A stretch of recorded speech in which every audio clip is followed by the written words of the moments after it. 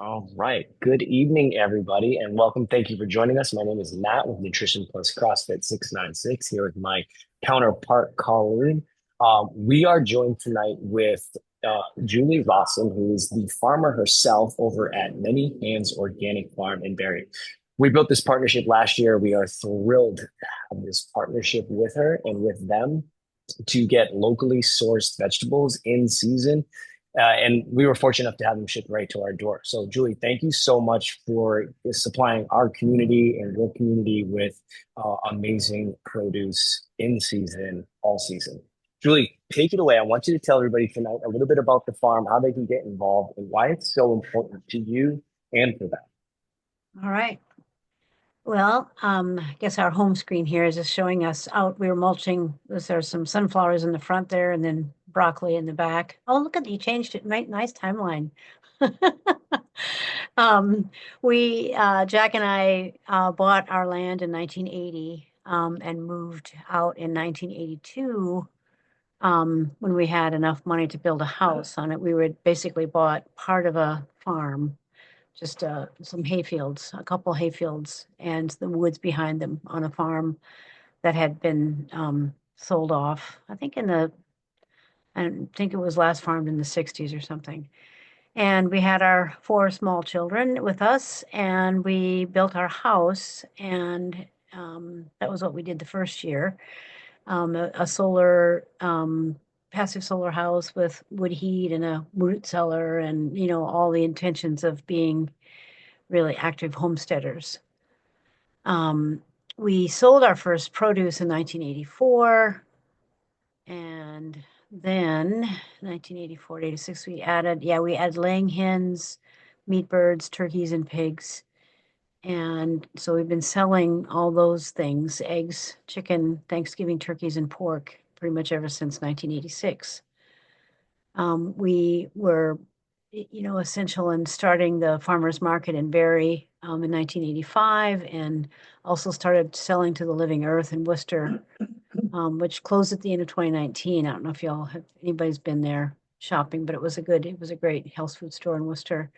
And then the Insight Meditation Society in Barrie, which is a Vipassana meditation facility, and we still sell to them.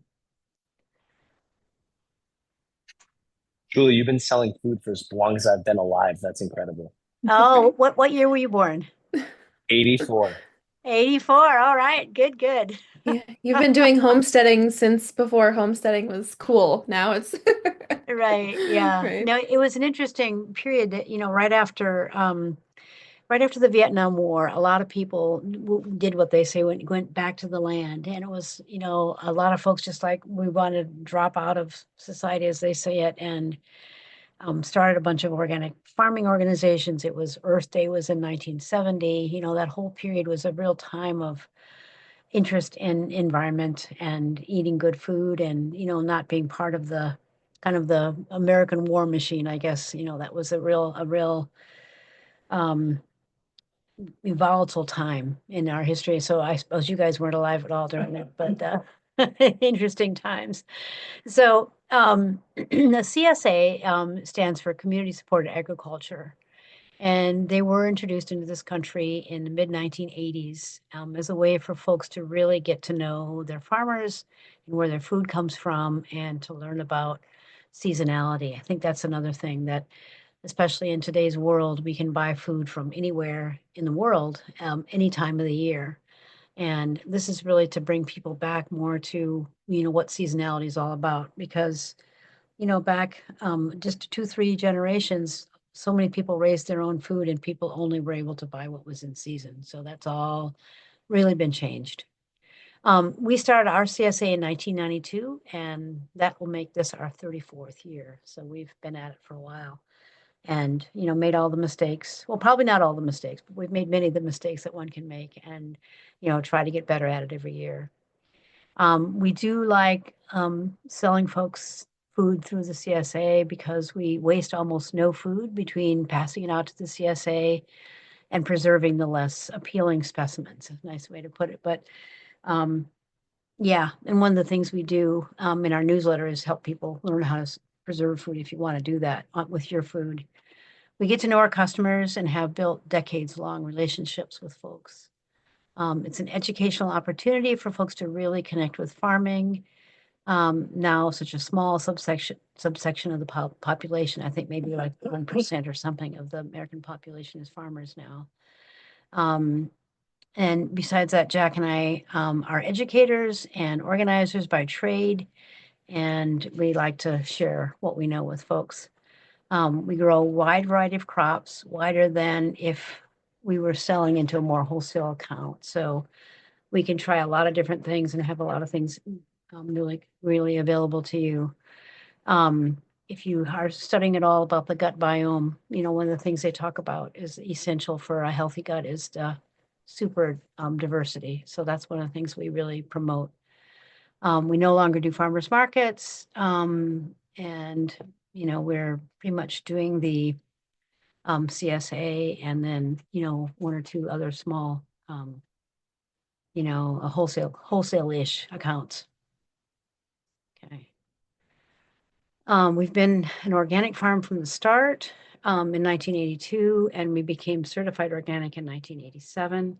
So we've been in that world for a long, long time. I think we're one of the oldest continuous certified organic farms in the country right now. Really, certification didn't even start until 1986. And for those who want to know a little more, it got taken over by the federal government in 98 and 2002 is when they first came up with the federal standards. And so it's a, big business these days. But back in the day, it was just really people who were very fringe and marginal. We have many different types of livestock, fruit trees, small fruit, herbs, perennials, mushrooms, along with our annual vegetables. We believe in keeping it covered is really part of the way we have really healthy food. Soil and nature abhors showing itself, so we endeavor to keep it covered as much as possible with mulch, green growing things, litter from plants, perennial crops, etc. And then we don't disturb the soil as much as possible. We're in a no-till situation. We want to keep the delicate but essential network of mycorrhizal fungi, to being shattered by tillage. Mycorrhizal fungi are essential for great trying to really actually getting minerals out of the soil and making it possible for water infiltration to come. They're really an essential part of your of a really healthy soil. It's good. We really, I would say, practice. Our hope is to have really ultimate fertility and soil health as a practice, and in order to support human health. I mean, I'm a true believer in just being as healthy as I can, and that it comes through the soil, but it also comes through healthy practices too, which I know you guys are really work on at the gym. It's wonderful. We use cover crops before the season starts. We intersow with cover crops under taller plants, actually plant them underneath them. And then at the end of the season, we plant cover crops again where necessary to keep the soil covered as long into the fall and winter as possible. We use heavy mulch of hay, straw, leaves, wood chips, plant refuse, whatever we can find really that's biodegradable and will break down. We have soil test driven applications of dry minerals to enhance soil fertility. We use North Country Organics ProGrow and some gypsum usually, which is a calcium source. We do weekly foliar applications of macro and micro minerals, biological stimulants like kelp, bacterial and fungal biologicals, and work with consultants from an organization called the Advancing Eco-Agriculture. So we're trying to be really dialed in scientifically, to really make the most of our fertility. Julie, this is fascinating. I'm just gonna jump in with a question. What's a cover crop? What would be an example of a cover crop? Yeah, the reason I use the word cover crop is because it's a regular crop is something you eat, but a cover crop's purpose in life is to keep the soil covered. So that's, like I said, you can plant it like under corn, for example, is very tall. So you can plant an array of different kind of things. So cover crops are usually things like clovers, anything in that clover legume family, grasses, including things like oats, big, very popular one. Brassicas, there are many brassicas that we eat, like broccoli and collards and cauliflower and radishes and turnips and all those things. But there are also other brassicas that are often used as a cover crop because they help to somewhat fumigate the soil. They have high in sulfur, really good for the soil surface. And then there's another category, it's called forbs, and it's things like sunflowers and buckwheat and things that phacelia, things that have flowers or, in one way or another, just add to the diversity in the soil. That answer your question?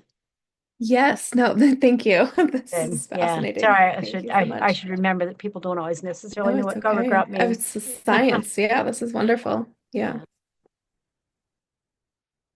Yeah. Okay, I'm done there.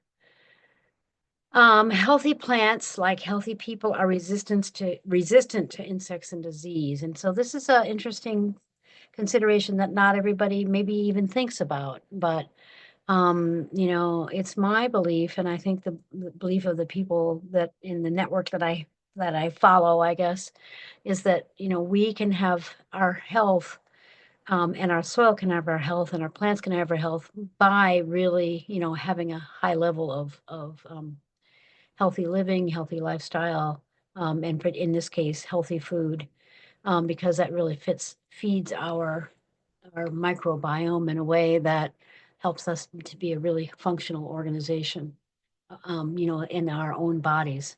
And the same in the soil is if we have if we're feeding a lot and attracting a lot of diversity in the biology that lives in the soil, they're going to work in concert to really build a healthy crop. So that's an interesting thought that if you take that, you can take that to the bank, I think, if you have a healthy immune system, you're not going to catch everything that comes down the wire, down the line from, and that it's really, we can really build a lot of that resilience. It's a core principle that guides our evaluation and implementation of our practices. If we are experiencing insect pressure or diseases, we look to our practices to ferret out how we can improve what we're doing day to day on the farm to bring things back into balance. So what we're trying to do is really set up a really resilient, balanced system. Sorry. So what do we look for is improved flavor, improved texture, um, larger and heavier produce, improved color and visual appeal, and longer shelf life. All these things that you get your share once a week and you put it most things go into a plastic bag into the refrigerator, not everything, not the tomatoes, for example, but, and they should really hold very nicely for you until you're ready to eat them. So, um, produce distributed in June, 2024. Um, these are the kind of things that will start in your share. This share starts the first week in June, and the things that you're going to get in your share will be lettuce, Chinese cabbage, kale, chard, spearmint, green onions, oregano, spinach, radishes, peppermint, strawberries, collards, beet greens, arugula, Hakurei turnips, where the little Japanese little turnips are nice, very tasty for salad, garlic scapes, cilantro, and broccoli. And here's a picture of the large share on the first week, um, of what people would get. So I'll talk about that later. They have three sizes of shares, but this is the largest share. And these are, as you see, a lot of wonderful green things with a few things with a little different bit of color in them. Produce distributed in July in a large share is green onions, collards, kale, garlic, cucumbers, dill, broccoli, oregano, summer squash, zucchini, peppermint, marjoram, shell and snap peas, arugula, tulsi, which is also another name for holy basil, beets, chard, chives, kohlrabi, onions, peppers, and flowers. We have a flower share, you can buy separately, and get 25 flowers a week on the weeks that we have flowers. So that's a, and then here is the week 5 on July 1st. That beautiful purple thing right in the middle is a kohlrabi. A lot of people don't know what that is, but it's a nice 2-in-1 vegetable because you can use the kohlrabi itself and then you can use the leaves off of it. They look a lot like kale or collards really, and use them that way too. So that's what we were giving out on that week. I'm gonna Beautiful. jump in right there. That kohlrabi changed my life because I had never had it before. I looked it up. I had to look up what to even do with it, and it All was right. better than like mashed potatoes. Once a little garlic, a little bit of butter, and it was Is that incredible. what you So did? You cooked it with I, garlic? I did. It was Yeah. awesome. Yeah. No, these are great. The brassicas, anything in the brassica family, and here you'll see on this picture, you'll see broccoli, kohlrabi, collards, kale. I think that's all the brassicas in that particular week. But all those brassicas are so super good for your health. You really have a special place for health. Yeah, I'll jump in there too. I took a lot of those in my farm share because it was so much food. I was like, we can't even eat all of this in a week. And I boiled them quickly, put them in ice cold water, and then freeze dried them. So I'm still eating those vegetables and a lot of the things that I'm preparing now, from sauces to meatloafs and things like that. So it's been great to still have that over these winter months. Yeah, no, I have known people who have joined the CSA who will get a large share and then they will just really work very hard every week to get enough to make sure they freeze enough that they can actually feed themselves for the entire year off of it. So I encourage people who are at all interested in that to get yourself a freezer. Yeah, and maybe a an Excalibur food dryer. You can dry a bunch of food also. Probably not big enough quantities to can things, but really you can think about eating a full year off of your 2022 or 26 weeks. Wow, that's great. Yeah. Okay, the August, we gave out lettuce, kale, cilantro, summer squash and zucchini, chives, tulsi, again, basil, cucumbers, garlic, onions, purple top turnips, flowers, green beans, potatoes, peppers, chard, arugula, apples, beets, broccoli, dill, tomatoes, cabbage, peaches, and grapes. So lots of different food in August. Starts to get really big time. Good stuff in August. And then you'll see nice August share on week of August 16th. That's what we were giving out.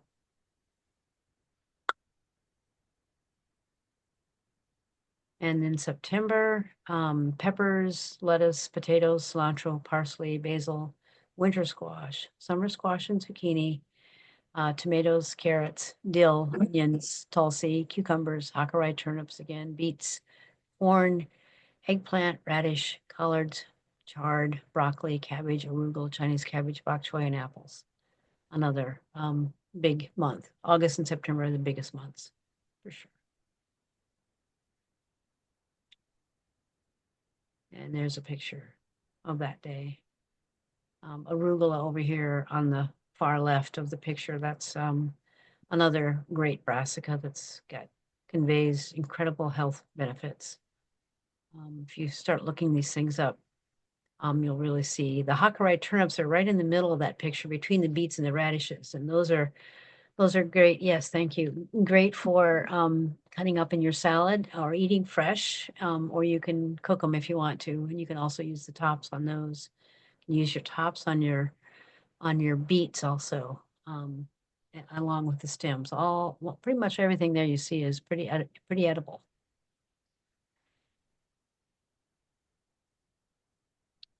October, we still have a fair amount of good food in October. Mizuna, which is a Chinese vegetable, and various Asian greens, peppers, eggplant, the turnips again, the parsley, cilantro, tulsi, beet, summer squash, and zucchini, winter squash, chives, cabbage, broccoli, arugula, kale, celery, potatoes, collards, radishes, and apples again. We start with apples probably in August and we go all the way through November, actually. If you're a November shareholder, you can get all sorts of different apples. And ours yet are not yet what you would say store quality, but they're very, very tasty. And You can eat them as applesauce, you can eat them straight, however. And here's an October 7th share. You can see the Hakurei turnips over there are getting bigger now. Same planting. And some back and behind that lettuce, you'll see it looks like that's a Chinese cabbage. Yeah, thanks. I don't know if any other things that you might there. The arugula looks like it's over on the left again, and maybe that's some. Can't see who that is behind the. There's a banner there. I can't quite see what that other herb is, but we do a fair number of herbs and try to have two or three herbs each week also. So they're Like good for mint, flavor. maybe? It might be mint. Yeah, can't quite see it.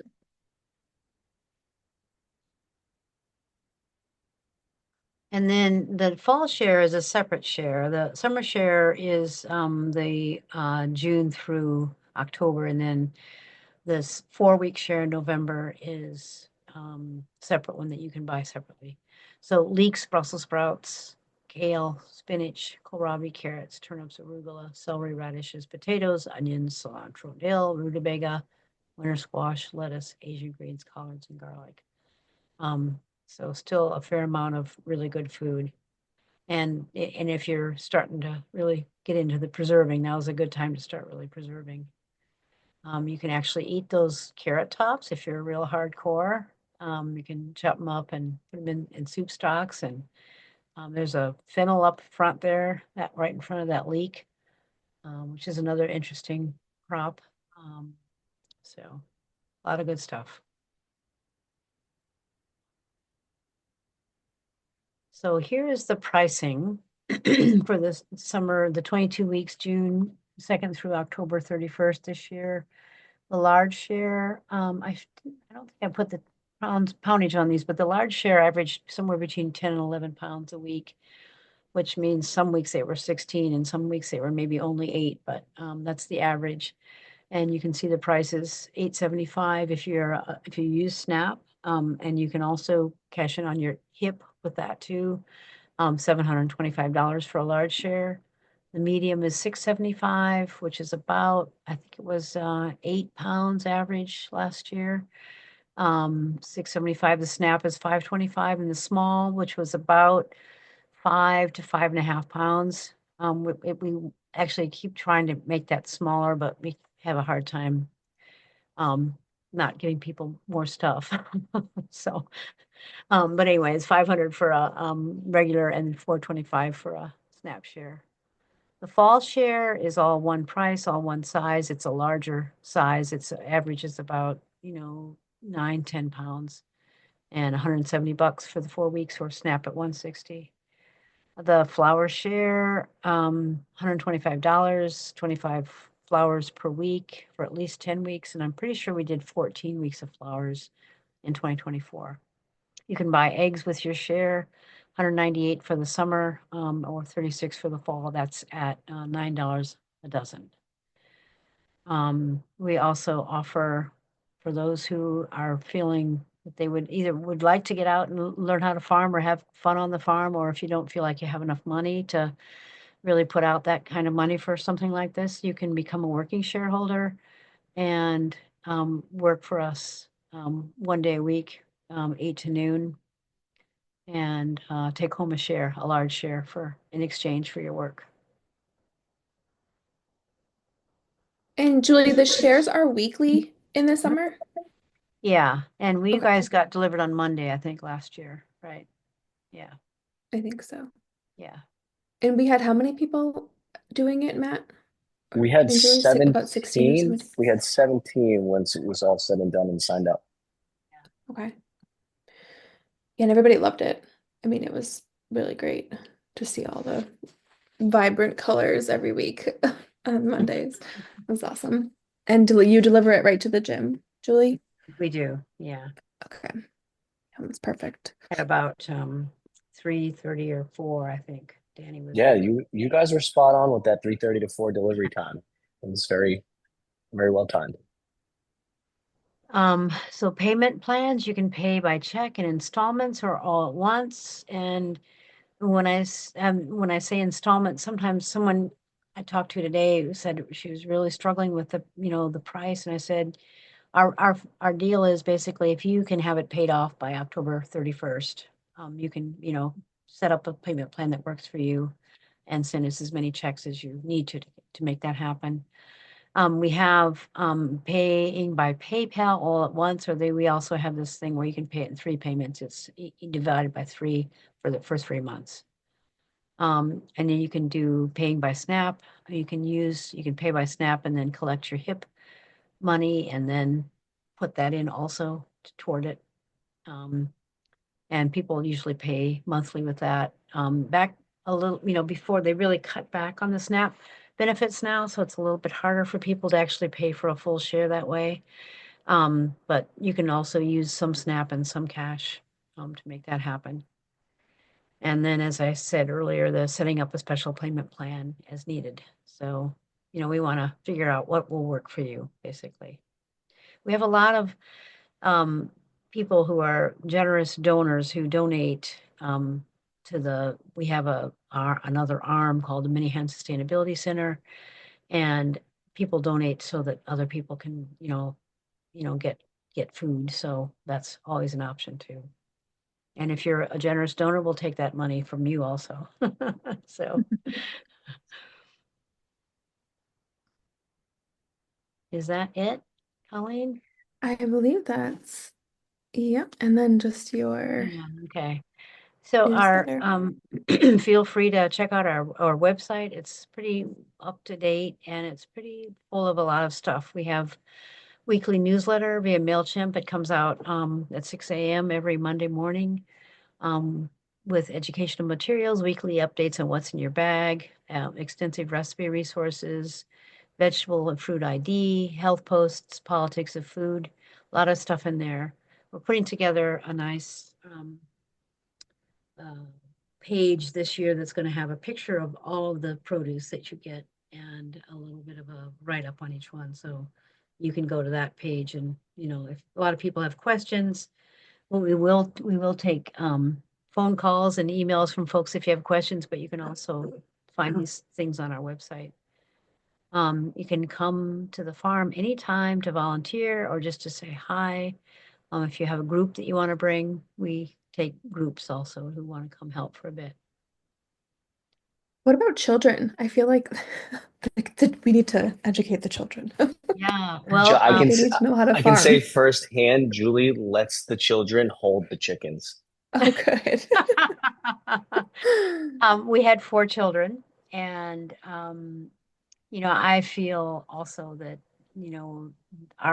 the salvation of our society is when we get back to having all age groups, available to each other and share and stuff. So, people who want to come, just if you want to come with your kids and show them around for sure. If you want to be a working shareholder and bring your kids, that's possible too. I always say people, if you bring your kids, just make sure they don't trash stuff. If you can't keep them from trashing stuff, then you're not welcome. But if they want to just help, that's great. But yeah, we're really an equal opportunity farm for everybody, all ages. Great. I want to just share my own experience because looking at those different prices for the farm shares and different size shares, the biggest question we got was, well, how big is the share? What's a large? And I got a large share last year when somebody can double check my math, but I want to say the math was like $40 a week. And the amount of food that I got, like that, the pictures don't do it justice because I had to spread this out over my entire kitchen table and like sort through it. So it was like a generous portion of food for roughly $40 a week, locally sourced, not shipped in from Argentina or Mexico. It came from down the street, dropped off, pretty much by the farmer's friend that's delivering to us. So I just want to share that. Yeah, it seems like the 875 divided by 22. I'm not a mathematician either. We're not mathletes, we're That'd be athletes, that'd be but 44, 43 and change. yeah, about $40. So yes, it was more than a generous portion of food for our family. So if anyone has questions on that, you guys can ask me as well. But Julie's always available. Speaking of questions, does anybody have any questions right now about the farm share, about Many Hands Organic Farm, or anything for Julie?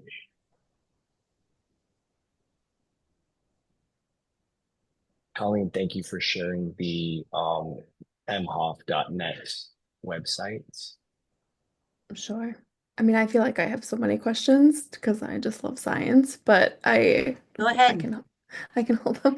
I was just curious, like, um, because I think many of us go into the grocery store and we see like, oh my gosh, that produce looks terrible, or like you're just perusing the aisles and you want like a certain type of vegetable like all year round, but that's obviously not sustainable or like reasonable considering what we know about farming and what you just told us. So like I guess what's the benefit of eating like if we live in Massachusetts and we can only grow certain types of vegetables and that's what we have available to us, like what are some of the benefits of just eating what's available to us here? Like is that just Is it a benefit health wise, you mean, for example? yeah, like just living Yeah. off the land and kind Yeah. of Well, there are certain people, organically.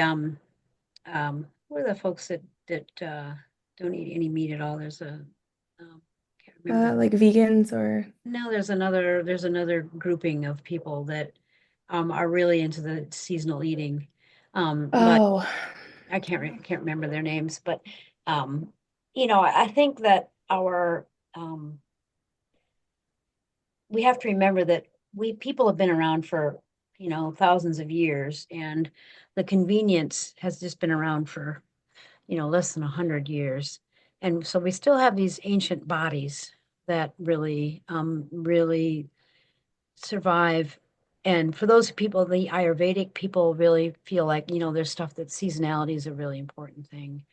That, you need certain things in the springtime, for example, after you've been eating roots and, dried meat or whatever it was people were eating all winter long. That really what they need is greens to really revitalize their system. And that's why you see things like dandelions and nettles and all these things that were burdock and things that you can kind of bring you back to life and revitalize your liver.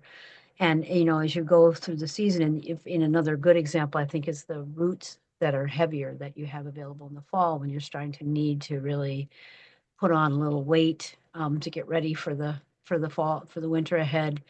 But that there's a real connection between seasonality and the plants that are available to us.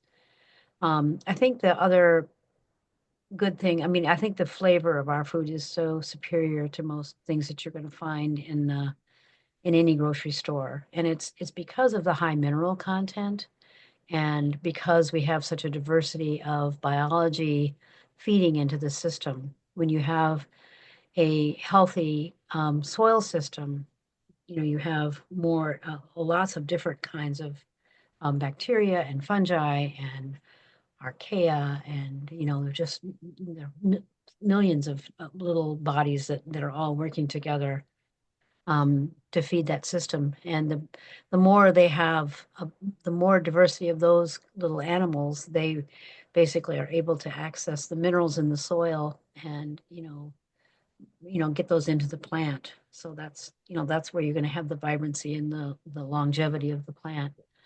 Um, so I don't know if that helps answer your question at all.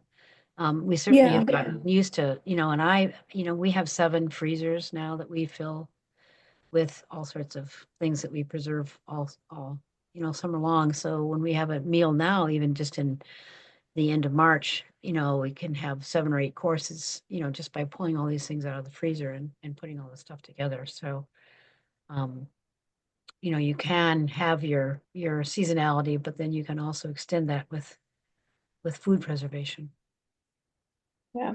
Yeah, I was just really struck by that seasonality principle that you mentioned earlier in the presentation. I wanted to ask more about that. And then there was a question from Jess in the chat about oh, Matt answered it, but just to confirm, the small portion being good for just one person.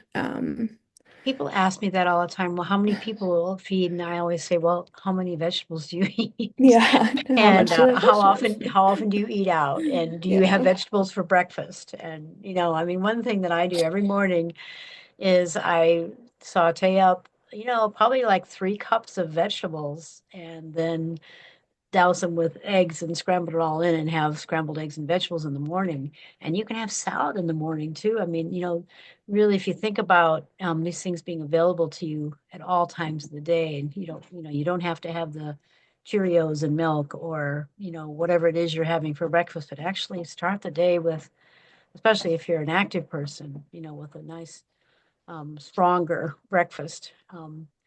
And, uh, I think the best thing you can do for your entire health of your system is to just load it up with vegetables. And, whether you're a vegetarian or you're omnivore, I mean, you can do that with or without, the fats and the animal products. And meanwhile, you're adding the herbs and the flavorings from the fruits. I mean, we have this great, I feel we're so lucky. We have, every day all winter long, we've had this we've saved enough blueberries, strawberries, raspberries, apples, pears, all these things, aside for ourselves, and then been able to have, good fruit every single day from the farm.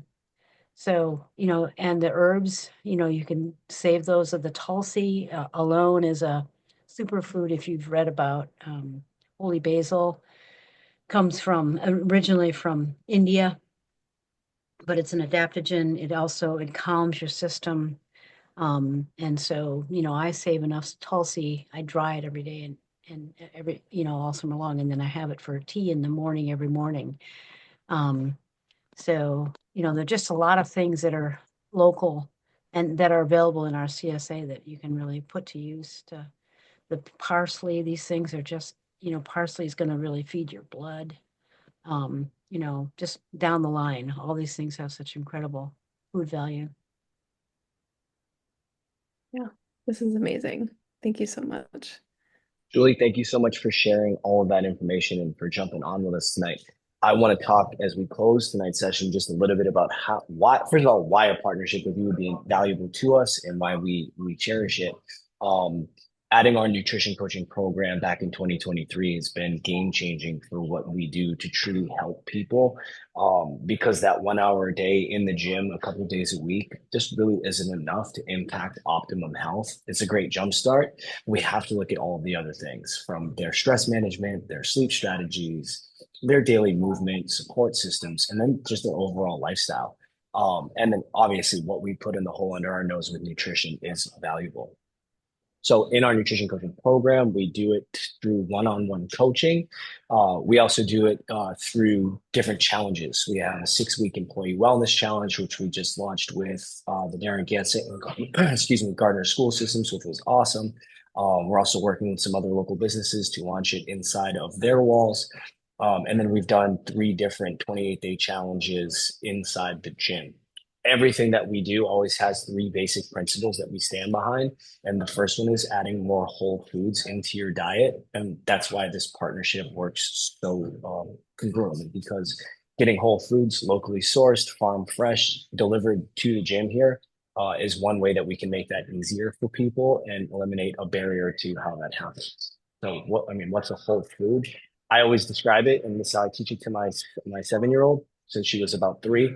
If it was living, breathing, grew from the earth, that's a whole food. If you can pronounce it, it has 1 ingredient, typically a whole food.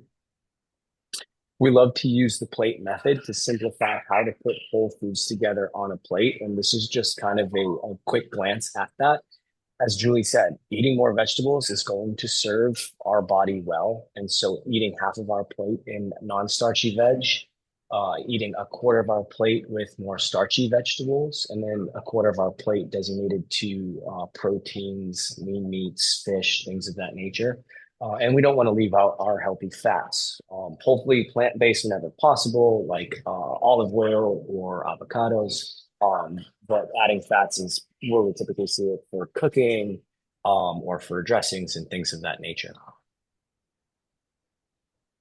The second principle after prioritizing whole foods is how to put them together by balancing proteins, carbs, and fats with each meal and snack. And why is that important? Having a protein, a carb, and a fat each time that we eat helps us balance our blood sugar better, helps our metabolism work more fluently throughout the day, and keeps us fuller longer, which helps us reduce the risk of overeating or senselessly eating. This is the only restrictive portion of what we do with our HSN coaching here at Nutrition 696, and it's limiting how much processed sugar we have. I think we can all agree that there's an overconsumption of added sugar from soft drinks to sugary juice drinks. And then if you look at labels of food, especially with my children's food, it's in almost every kid's food as either the first or second ingredient is some version of added sugar. So if we can get a grip on how much of that we're consuming and limit how much of that we're consuming, we can turn back the hands of time of metabolic syndrome and disease that we're seeing just sweep our country. We have a lot of frequently asked questions about what we do with our nutrition coaching. So we'll address some of the obvious ones here. Like, what if I don't like meal prepping? Do I have to eat the same things for the whole week? And the other one I get is, what if I don't like leftovers? There is no one size fits all resolution to this. If you guys follow my wife and I on Facebook or social media, you'll see that we food prep for the full week. That works for our family. We're going in two different directions, but like my family isn't your family. So with our nutrition coaching program, we help meet you where you're at and then help you figure out where you need to go. So no, you don't have to meal prep, but what we will do is help you get a grip on how to build better breakfasts, whether you're eating out or on the road, and how to find balance in those meals, and then help you identify where the added sugars might be lurking. I don't love veggies. What should I do? Colleen, you want to take this one? I like veggies. She's like, veggies. I like Julie, don't listen to him. I love veggies. It's very specific ones. No, Colleen, please feel free to chime in, but I'm going to say this. I had this conversation with my father-in-law over the weekend who does not like vegetables. And I don't particularly love vegetables. What I love is the benefit that they give my body, the fuel, the minerals, the vitamins that I need. So what I do is I blend them into foods that I particularly enjoy. I blend them into like we make cheeseburger patties with beef or pork or turkey, and we'll mix in like we're using the farm fresh veggies that I froze over the summer. We're mixing those into beef patties on the grill or meatloafs in the oven or meatballs in the crock pot. And so we blend them into things that I do like, blending them into sauces, even smoothies. I don't do a lot of smoothies, but it's definitely an easy way to blend it into things that you would like, mixing it with fruit. Also, cooking it differently. Like you might not love mushy broccoli, but have you tried roasted broccoli or have you tried it on the grill? Like there's different ways to cook things, and trying different methods like air frying things can really change the game for what you actually find that you might enjoy. Can I just say something about liking Please. vegetables too? And I think that a lot of the vegetables in the grocery store don't taste very good. I know. And there's a reason why people don't like them. And so that's what we really, I feel like our stuff really does taste good. And, it gets pretty exciting when a kid wants to have carrots, on the, eat them out of the bag on the way home, for example. And, there's a sweetness that comes with plants that are raised with a high mineral content. And you'll find that maybe you just didn't like, people say, I don't like beets because beets can be so bitter and so earthy tasting. But, our beets are so sweet, it's like eating candy, really. So that's another thing to consider, that a lot of the stuff that is available in the grocery stores is not that nutritious and it doesn't taste good. And that's my part of why people don't like vegetables. Oh, I Yeah. agree 100% with that. I will not eat like tomatoes or cucumbers or anything like out or from the grocery store, but if someone gives it to me from their garden, I'm all about it. My grandfather always had a garden, and you could cucumber is like my number one favorite thing. Like you can just it doesn't even taste the same. Like it's not even we're not talking about the same thing. Yeah. It's a Yeah. totally different taste. So I'm with you.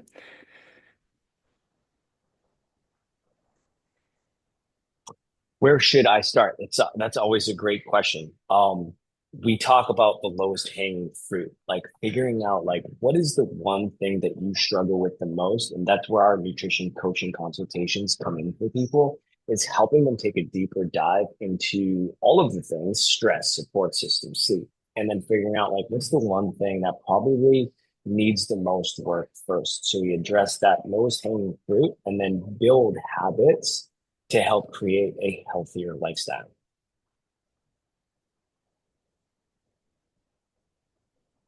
So, in recap, before I tell you about the 28-day challenge that we're launching in May, first I want to thank Julie for getting on here. I want to thank you, Julie, for offering the CSA to deliver to our door last year and then again this year. And I want to thank you for the work that you do to keep amazing food available to us here locally.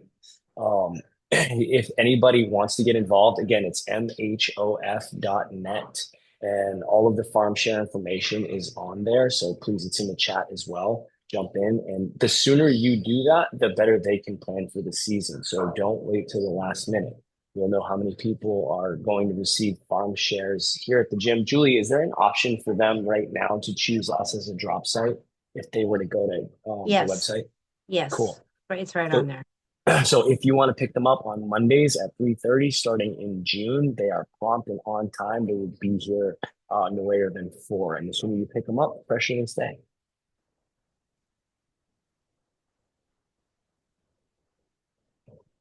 Our next 28-day challenge, we are pumped to launch this. Not only are we dragging the entire team in with us, so everybody on our staff is doing this. And Julie, if you have anybody at the farm that wants to jump in, it would be so amazing to collaborate. So this isn't just an in-house challenge for us, it's open to anybody. But it's a 28-day challenge focusing on 4 pillar habits. One is every week there's a daily nutrition habit. So you're always going to have something you're responsible for nutrition, and that changes each week.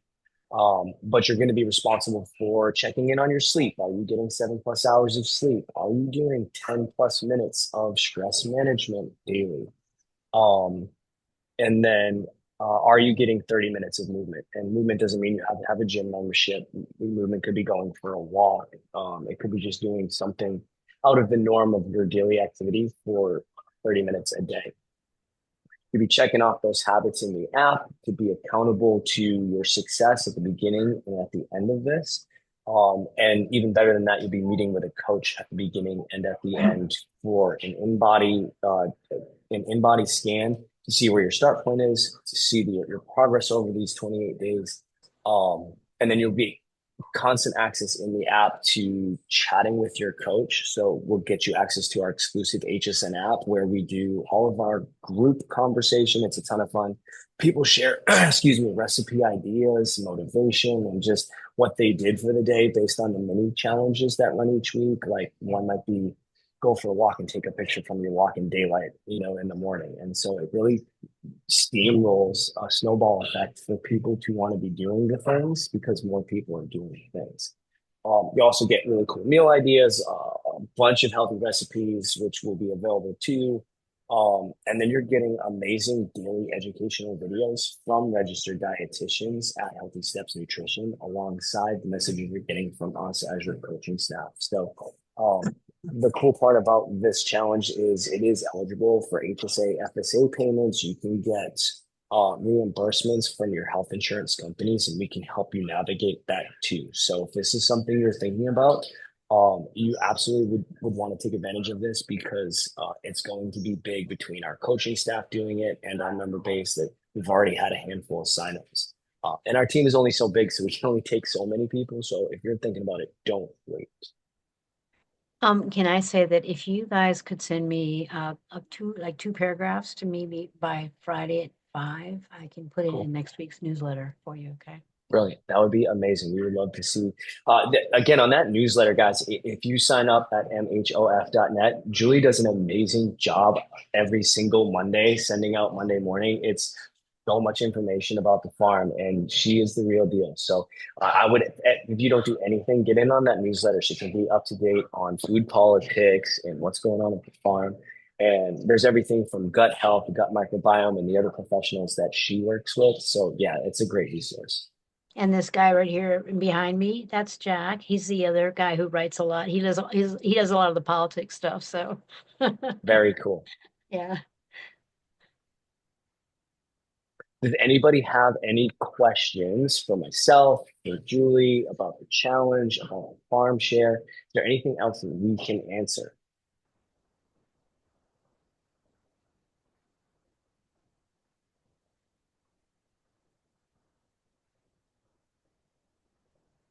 To Joy, to Jess, to Jen, thank you for jumping on. I'm thinking that's Thank Gen you. B. Joy, you've been a member of the nutrition coaching program before, and I love it that you're soaking up as much information as you can. And Jess, we look forward to working with you in the future, and I hope you do take advantage of a farm share this year. I know that you won't regret it. No one came back and said that they regretted it, including myself and my family. Yeah, we're gonna get this information out to everybody tomorrow, and because this is amazing information. I mean, I love the science behind anything, as Matt could tell you.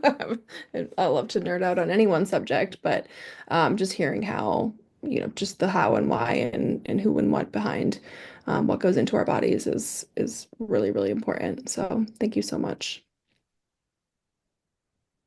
Julie, thank you again for everything that you do. Our team is leaving for Nashville on Thursday to team up and partner with healthcare facilities in our local community. So this is really just the beginning of where this can go to take back our health. And it starts Good. with us and these small movements. So thank you Yeah. guys for jumping on board and being a part of it. Yeah. Thanks. Keep up the good work, Matt. Thank you, Julie. Yeah, Thank you guys so much. We'll get this recording out. Appreciate you all jumping on. Have a very happy, healthy evening. Talk soon. thank Bye. you. Take care.